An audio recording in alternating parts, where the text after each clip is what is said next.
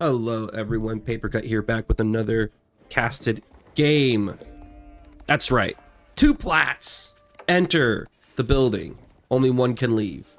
We have FVC on the deli. He is Plat 1 at the time of this recording. We have Zumuing, I'm so bad at pronunciations, on the Japanese, Plat 3. They are on Lipany. And let's get this game going. So, interesting game we have here when we think about the matchup. I play both of these civs a fair amount, and I used to think this was a deli favored matchup, and then as people have gotten better at understanding and using and experimenting with the Japanese and changes have occurred, I now think this is a much more even matchup than it used to be. I used to view this matchup as Japanese just has to survive. You know, Delhi wants to be on food.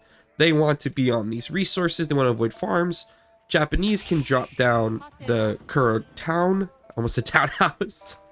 The Kura townhouse. The Kura storehouse. And get free farms and just kind of soft add farms and bada bing, bada boom. Eventually you'll have a better food eco because the Delhi's food will start running out. And then you win that way. But on Lipany, it's kind of more difficult because there's a lot of berries on this map. But now some innovations in the Japanese. If you can pull off a fast castle, you can win with just pure unit strength. If your eco can get big enough, you can switch into mass samurai. It's really hard for Delhi to stop that, even with Ghazi Raiders. And even now with some new builds, such as the Corvinus Feudal into 2TC build, which I suggest you check his channel for. It's very good. I've played against it, and it's not fun to play against. Just gives Japan more options. I think that's what's the beauty of this game, right? Is that civs that were released, well, I mean, almost a year ago now, maybe a year, I don't know the time. People can still figure things out, and little changes and little adjustments that are made patch by patch can open up whole new playstyles for these civs. So really interesting. Delhi. I'm interested if FVC here tries out some new Delhi stuff. What do we see at the new Delhi? We're seeing Dome of the Faith used a lot more. Dome of the Faith allows you to get a few more scholars early on. You use those scholars to boost the production to get professional scouts. Professional scouts, you then grab the deer on the map and you rush castle. And with, once again, the extra scholars, if your opponent's being soft, if your opponent is being not a passive, you can just take the sacred sites and then quickly rush castle with that gold, and you're collecting gold at the same time. If your opponent's being aggressive, you just play very turtly defensive, make a few units, drop a tower on the gold, you rush castle, and then you just pump men at arms the second you age up, and you use your scholars to hop into the House of Learning, which has new techs, and you rush your age up. Oh, we're seeing Dome of the Faith. Okay. This might be a fast castle, because I think a lot of this game is subverting what your opponent thinks you're going to do. And at these levels, even in Plat, a big issue these players will often have is, oh, what? Oh. Mining for the price of 1, eh? I'm going to take a little picture of this. This might be the thing right here. Mining twice as nice. All right, anyway. So we're seeing the Kura as expected. Now that's saying this game is a lot about subverting your opponent's expectations. What is this? What is your civ most likely to do? Which admittedly is probably very strong, but can you do something that will throw your opponent off the back foot? And since at the Plat level, scouting is often an issue for our players, they might miss that opening and they're expecting something else. All of a sudden, boom, they're running into a strat they're not expecting and they lose. So it's really powerful to have, if you're maining a civ, to have a couple different ways to play it in your back pocket and to figure out what kind of works against each civ, or what could work if you adjust it. And he's doing 2TC. Okay, we also have seen more 2TC from Delhi. I've tested it. I like it. I think it can work. And why that works well with Dome of the Faith is because with 2TC, you need a lot of food, right? And on Lipany, you have a lot of berries, which is great for Delhi, but also you can get the deer pack. So what you can do with Delhi is drop the second TC on a berry pack, and then use the expedited research from Dome of Fate to get extra scholars, to get professional scouts, and you grab the deer, and you could do that because you can make deer faster with efficient, not deer, you can make scouts faster with efficient production out of a stable, and bada bing, bada boom, you're flush with food. And then you can fight in Feudal if you want. You can rush castle and just mass an insane amount of units. So we're seeing 2 TC from the Delhi player. I am so happy I ran into this game. I love seeing this unique stuff. While the Japanese player has gone a very slow age up, gathered some stone, but for what purpose? Oh, he upgraded the TC. Okay, he's upgrading the TC. All right, all right. But he's rushing castle, it looks like. Castle rush? Which, if I'm him, I think I would have put the tower on the opposite side of the gold. Just so you, like, a silly thing the Delhi player could do is he could drop a tower here. So I think I prefer the tower on the opposite side of the gold, but I don't think it's the biggest deal in the world. But now he's on the berries. He's gathered the stone. He didn't gather enough stone. Oh, man, if I was him, I would have gathered a tick more stone. Then again, he'll get it passively from the gold if he wants. But here comes the Delhi. So look at this. Already has 3 scholars. He could have actually just popped them right in the Dome of the Faith if he wanted to. So the mosque is researching the things he wants to research. Sanctity. We need to check. Is he getting all his research? Yes. Yes. Yes. Beautiful. And he's dropped. Look at that, folks. I called it. Now he needs to make sure he drops a mill so that he gets the extra berries. You only get the extra berries if the mill is dropped next to the berries.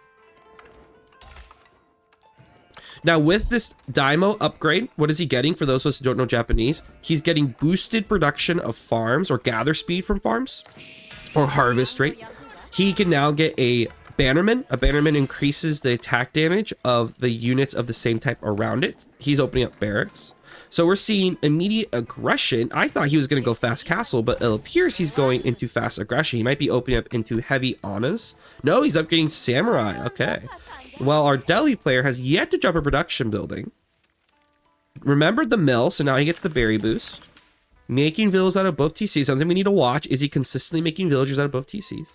He's up to 3 scholars. He's about to research sanctity. He might just pop out all 3 scholars, and he can just take them all at the same time, which is huge. Because your opponent can probably deny only 1, 2 at max if he uses his scout in a clever manner. Delhi catches him going out on the deer, which once again, the Japanese with these farmhouses, it's so nice. You get population space, and then you can just drop off out the farmhouse. Japanese have, with the forge, with the farmhouse, just a lot of little ways to make the gaming experience easier. Going into a stable following the opening of the barracks, which is a smart move. Potentially dangerous though, because all the Japanese player has to do is just start making spears. Weave spears into the comp. Anas actually hold up okay against Ghazis. Not amazing, but pretty good. And, you know, he can mass them pretty quickly. He's making an Ana every 15 seconds. And with the Bannerman, that Ana's going to have he has 7 damage right now. He already upgraded with the melee. And he's getting the 2nd melee upgrade right now. So this Ana's going to do 8 damage every 0.9 seconds. And that's why their DPS is so crazy. They attack so fast. So you get a mass of them, get them in the middle of villagers, and the villagers just die. I was playing a game literally earlier today against a Japanese player, and I looked away from my wood line, and I looked back, and 7 Anas had appeared and just slaughtered 5 of my villagers in a literal blink of the eye. It was awful. But with the Bannerman, he's going to do 10 damage in less than a second. So 10.1 damage a second, which is crazy. Delhi's pushed off gold. He's going to double down onto the Ghazis, which, here's the thing. He's going to sucker you into potentially going pretty heavy into cavalry, and then he's just going to start throwing in spears. And then the Delhi player is going to be in a bad spot. I would be massing archers, because actually the counter to Anas is just mass archers, which is Delhi you can do. You can make units very quickly. Okay, so 2 Ghazis versus 2 Anas. Ghazis will win this. But look at this damage. Pop, pop, pop, pop, pop, pop. Like, it's kind of close. Oh, save the Ghazi, save the Ghazi. Look at that micro. And the other Ghazi goes out to harass the deer. Good move by the Delhi player. He's saving the deer too. I mean, not the deer, the Ghazi with the healing. This is some high level play here from our Delhi player here. And now oh no, he's under TC. He's still killing vills. The Japanese player has not pulled his villagers off.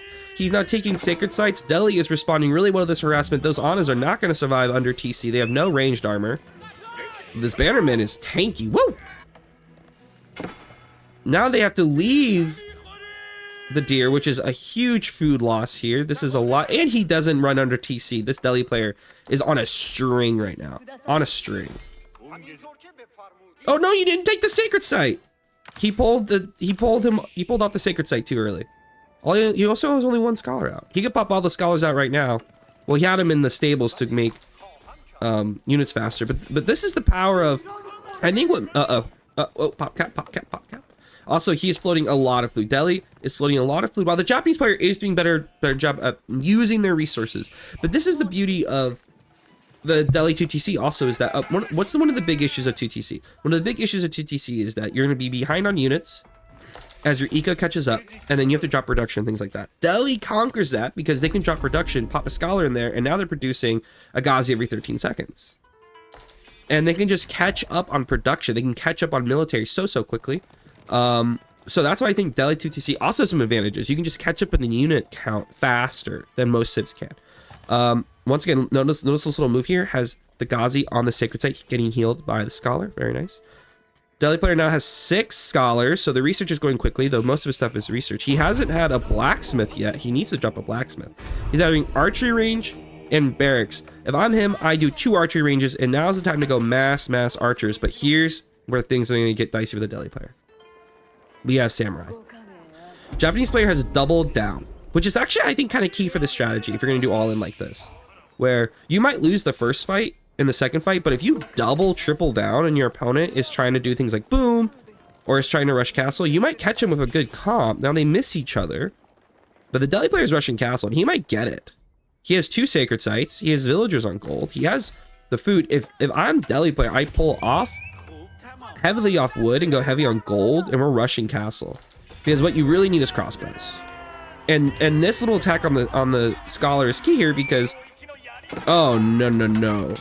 I have applauded the Delhi player for a lot of their moves here, but diving into the TC like this is killer. You might get a couple villagers here,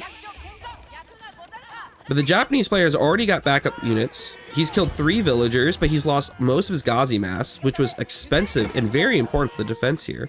While this is happening, he's getting raided on his TC. He has a force of samurai and Anas that are going to be pressuring his base. He has villagers wide open on a backberry. And I just don't think that was worth it, guys. It is not worth heavy diving a TC like that when you're both still even, basically. Like, yes, you killed his early Ana push, but you guys are still in a very similar position. And I think Delhi would have been a lot better position if he just raided the wood line, backed up, ran back, and then kept diving this mass here. Because he needs to get the castle. If he can get the castle and just start massing archers, crossbows, and men-at-arms, he will be in a very good spot. Good catch of this. That villager just karate kicked his way out of there. He's like, get out of here. I don't want you around here anymore. But the Delhi player, he could have clicked castle so much sooner. He just need to look at his resources, drop a market, sell wood, get a few more on gold. Oh, he's gonna push the TC. No, Japanese player. So what we've seen from both these Plat players is some really good moves and then some questionable ones. Like, really good moves from the Delhi player early, saving Ghazis, healing them, doing a good job at grabbing sacred sites early. And then throwing a group of his Ghazi under TC. Japanese player making a really solid mass that would do great in the open field, and then fighting under a TC. I think because partly there's this feeling of, I need to do something. This like, I gotta do something right now or else. It's like, no, damage is damage, and then figure out your next good move. You've kept the Japanese player in his base, sweet. Rush castle, get out better units and fight him. Japanese player, you've built up a solid mass, decap the sacred sites, keep pressuring his resources so it's harder for him to age up. Because he won that fight, but he lost a lot for that fight. Why is he aging up near the fight? Oh, Delhi player,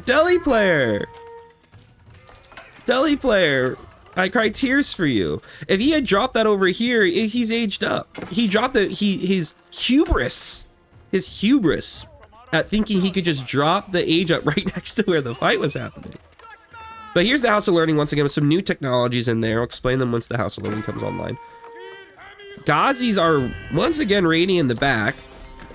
Japanese players drop 2 towers, Lord of the Rings, to defend this, and he's dropping a second TC. He's nowhere near castle, which is interesting. Japanese players saw the castle coming down and decided, yep, second TC's the play. Because here's what the Japanese player is facing. He's facing the fact that he is behind on a TC. His opponent has 2 sacred sites, and he's hit castle. And this is kind of the time he has to win this, because if this game continues going on, the Delhi player is going to keep getting a Vil lead. He's gonna start massing castle units, which has a lot of counters. And he's gonna get farther, he's gonna grab the relics, and he's gonna be really far behind. This push is really important here. The ram coming down to kill the second TC, great. If I'm him, I actually focus on the production. I think the production's actually more important. But the Delhi player has a lot of banked resources. 1,000 wood, which, you know, a mangonel would be pretty sick here. A mangonel tears up the Annas.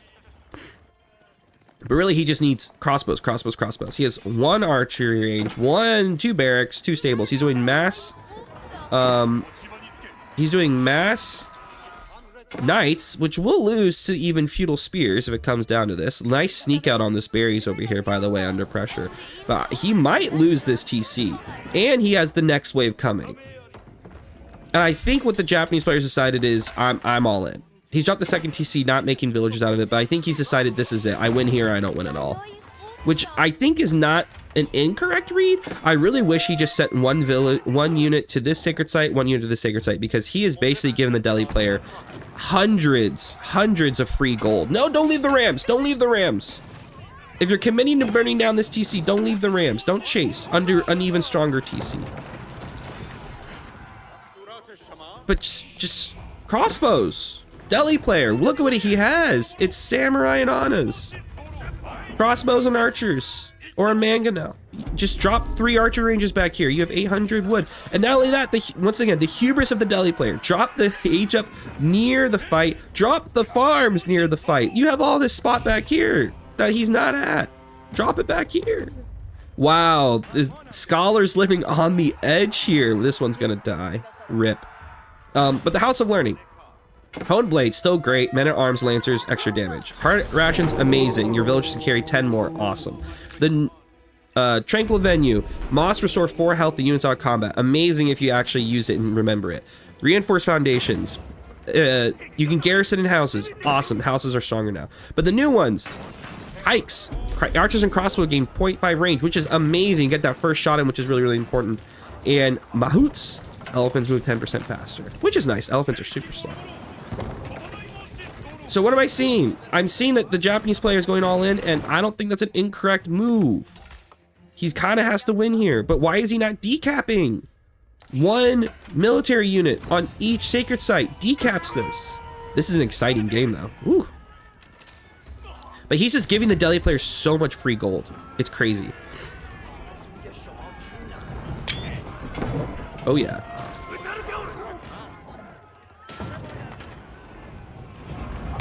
Had to take a few more picks here.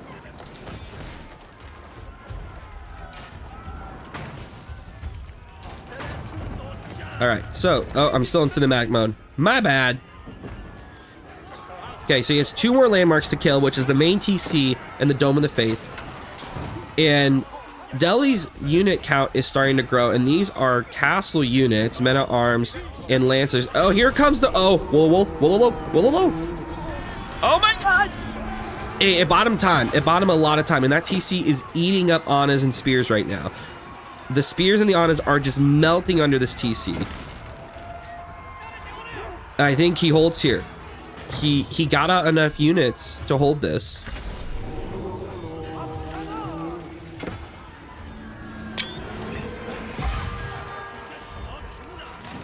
Oh my god. I think this is it, right? I think this is it. Unless the Japanese player is rushing castle right now. He is! Floating gates coming down. Floating gates coming down. But at this point, the Delhi player has 31 units. And he has had 3 sacred sites this whole time. Guys, I cannot emphasize how awful it is that the Delhi player, during this entire push by the Japanese, has had 3 sacred sites pumping gold. He's got 3 relics. He's trying to wololo the villagers! Oh, the sneak. How'd he get in here? Where did he... How long has he been behind enemy lines? Oh my god, the villagers are coming in for the punch. I wish I could have got that on a better picture. Oh, that's really funny. How long had he been sitting in there? Where'd he come from? But honestly, I'm speechless. Second TC is coming back up. House of Learning being repaired. Delhi players on 3 sacred sites, 3 relics, about to be 4. Japanese player has evened out the villager count. So they both on 2 TC, so villagers will be even. But it's not even eco-wise. Because these sacred sites are going to be worth probably 10 villagers on their own. Relics, another 8 to 10 villagers worth of gold on their own. Delhi player already up 30 units. I think the Japanese player is going to have to invest in mangonels. When you're this far behind, you know you're about to be pushed. I feel like Siege's way to go. More villagers are going to die. Look at all of these men-at-arms. Now and they're about to get their upgrades, their home blades +3. Now the samurai are strong, and they have the bannerman, and he's about to get Odachi, which will give them +4 damage against infantry. So hypothetically, the Japanese samurai will win in a straight up fight against Delhi men-at-arms, but it's going to be about mass. And the bonus that the Delhi men-at-arms are going to get is that they'll just last longer and do more damage than an average men-at-arm. So make the battlefield a little bit more even. But if the Delhi player feels like they can't push, because Delhi has kind of 2 options here in Castle once you get to this position. You can either try to do an all-in push, or you can just go ham on stone, pull a bunch of villagers, get on stone, and just drop keeps on every landmark, stonewall the whole thing, and just win by sacred site, which is very viable. Very viable. Men-at-arms now have their... Look how honed these blades are. I will show you the blade once it's honed. The knights also. Where did his army go? Why is he so far back? Oh, he got an Anna on the... Whoa. An Anna has betrayed his family. His honor. Disgusting. Look at these blades. They're pretty honed. He also got a samurai at some point. When did this happen? This must have happened right next to the TC. Traitors. Delhi player has so many resources. Oh my, is he gonna go imp? I'm not a fan of this. I mean, don't get me wrong. He's so far ahead, he can go imp and he'll probably be fine. He's going imp. Okay. If he wants to do imp, he needs to get, I would drop another mosque. I'd fill it with scholars. You want like 15 scholars here to just get so much research, get your imp upgrades and win. My issue is that if the resources had just been units, he could have pushed in, he would have 80 units, he'd be pushing in here and easily winning. Or if those resources had been invested into just getting units and then getting stone and dropping keeps, he could maintain these sacred sites. Because now you're giving the Japanese player a sliver of hope here. Yes, you're going imp, but your imp will take time to get online. He could potentially get here and decap one of these sacred sites. And I don't know, I think I hesitate to give opponents this much time to go imp on a civ that the imp doesn't really unlock until late imp. You know what I mean? You know what I'm saying? You know what I'm putting down? And also he's aging up with 8. It's looking at the watch. All right. Also, I don't like the order that he did his research in. Homeblade, sure. Resources, yes. Then he should have done pikes. He's not that heavy into range though, and this is actually concerning. Doing melee on melee against Japan is definitely a choice. It's like Japan and HRE are not the civs you want to do all melee comps against. You want to get some ranged in there, especially with your upgrades to range. But maybe we might see a hand cannoneer switch. That's something, you know, what you can make is Delhi the second you age up hand cannoneers. Okay, so we're getting our he got his academy, which I agree with. He's gonna start getting his University Academy upgrades immediately. He could just drop a bunch of different madrasas and research them one at a time if he wants. Getting tithe barns, which is huge when you hit Imperial. Adding another mosque and getting more, and he's researching, is that mosque connected? I think it is. He's researching tithe barns. He's getting more scholars in these. He's dropping a keep, defensive keep. But this is what I mean. So he had the Sacred Victory at 6 minutes 30 and now it's gone. And he could have held that.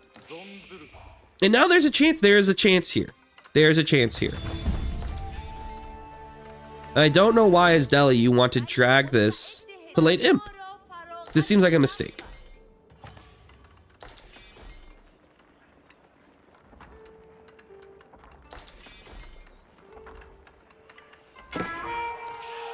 That's not the right push.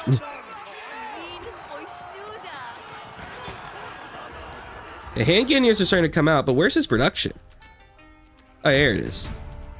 Yeah, we got hand cannoneers coming out. Scholars in the archery ranges, so now he's decided, why make crossbows and spearmen when I can just make hand cannoneers? That's why he didn't want pikes. He's like, I'm not even gonna use that.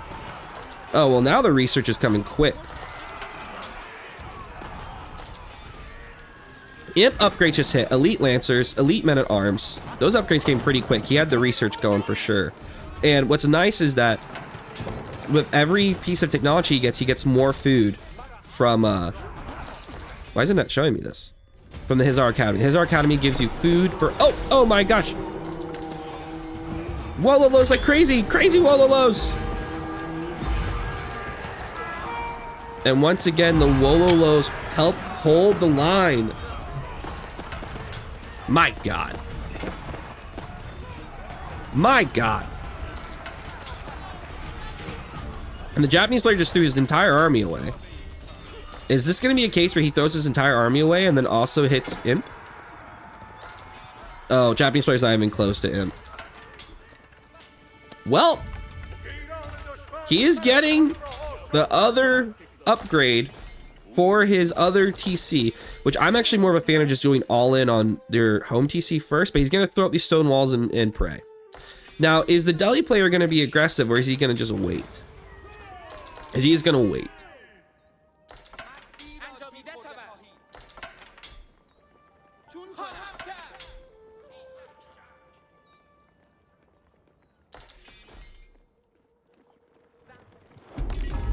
Taking the sacred site back. Just push, man. You have elite upgrades. He has feudal. Not feudal, I mean castle. Just push. Oh, you can't. He has two Shinto priests who have not dropped off their Yoroshiros. He could put those in farmhouses for food, and the TC for faster bills, and the forges for gold. These are heavy possibilities. He's gonna start running out of resources soon though. He wants to start trading, and this trade will get him nothing. He's gonna have no gold. Delhi player's playing the very slow starve him out strategy here. But if you're the Delhi player, just make, 2 mangonels, 2 cannons, 2 bombards, I mean, and just go in. Just go for it. Is that my voice right there? Just go in. Also, you can make more scholars to increase his research speed. He's getting the elephant upgrades. He might switch to elephantos, but he's letting him get up this entire wall. And here's the thing, I get the thought process. It's like, why force it if I don't need to? I'm very far ahead. I'm getting the sacred site. But I guess in my mind, you're just giving the Japanese player more time to figure out how he can get back in the game. Where if you had just immediately walked back onto his base with your elite units, you would have beat him. Especially as you're building your hand cannon mass. It does seem this Delhi player is a little allergic to siege. I will say that. Okay, dropping into the Madrasa, because sometimes what you'll see Delhi players do, they'll drop literally 1 Madrasa for each upgrade, so they don't have to wait, 15 minutes for all the upgrades to hit. I'd like to see more production. I'd like to see some siege workshops. You can drop them up here next to the keep. Now he's walking up and he's realizing, oh, there's stone walls literally across the whole thing. Very nice. But I want to know, does this Delhi player believe that siege is for like wussies? For squares? He's also stopped making villagers. He's decided 89 villagers is all I need. But now he's fighting 66 units against 93. Excuse me. And the biggest issue is that the Japanese are just overwhelming him with pure numbers. Pure numbers. Like, yes, your units are better, but he's just making more of them. Because look at the Delhi player's resources. He's just not making units. So the reason he's losing this fight is just purely resources. Just his refusal to make units. Now he's making reinforcements, but this is called, how do I win and secure a game? How do I win and secure a game? And you win and secure a game by spending your resources, maximizing your production. Imp is all about who can drop, 50 20 to 25 to 30 to 50 production buildings and just consistently send units across the map. And the way to do that is you need like 110 villagers. You want a lot of villagers for production. So you can make those units consistently. Because Imperial is all about who can maintain the wave of units consistently. Who can continuously keep making units and sending them across the map. And also each of these keeps now acts as a TC. So he could be making villagers out of these keeps. And he'd be in an okay spot. He's starting to trade 20 gold per trader. That's not going to cut it. But this is purely just because the Delhi player won't make units. Look at the resources of the Delhi player. This has been a consistent issue for him. He floats, he doesn't spend, and he's playing better. Like, his strategy is working. He should beat the Japanese player.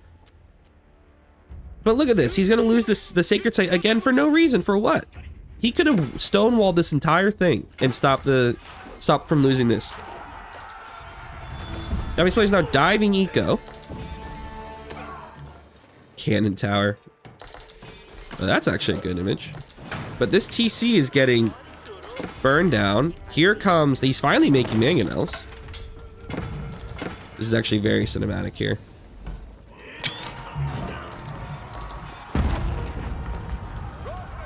The siege has begun, and the siege is over. Oh, well, look how well the mangonel's doing against a melee mass. But I am, you know,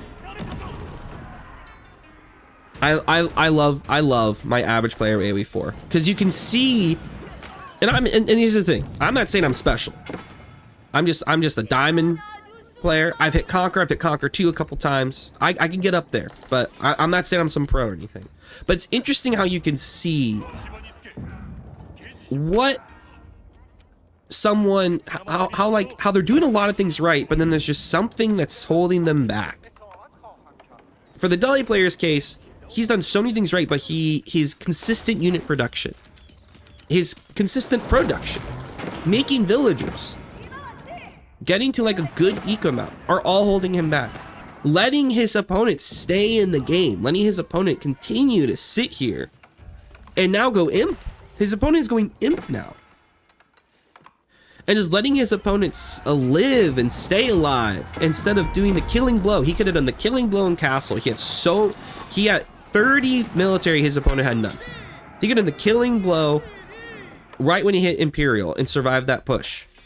And just walked into Imperial units, kept making units and won. But he's been playing scared. The Delhi player, in my opinion, has been playing scared. Has been playing the style, well, I'm just gonna, you know, win by just like sitting here on the resources. It's like you're giving the Japanese player a chance to figure it out. Like the Delhi player is up twice him because look at his resources. Once again, look at his resources. But he shouldn't have those resources. He should be spending. He should be making units. I don't think the Delhi player has ever been pop capped. And now the Japanese player has hit him. And I'm gonna be honest. There's opportunity here.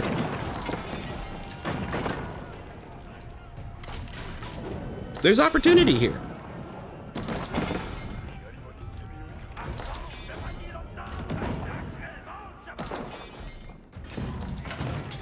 Keep goes down.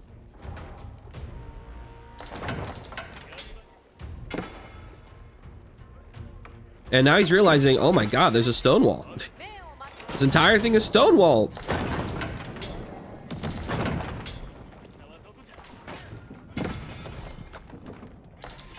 Here, all the walls go down. And here comes the push. But you know what the Delhi player is not doing? Making military.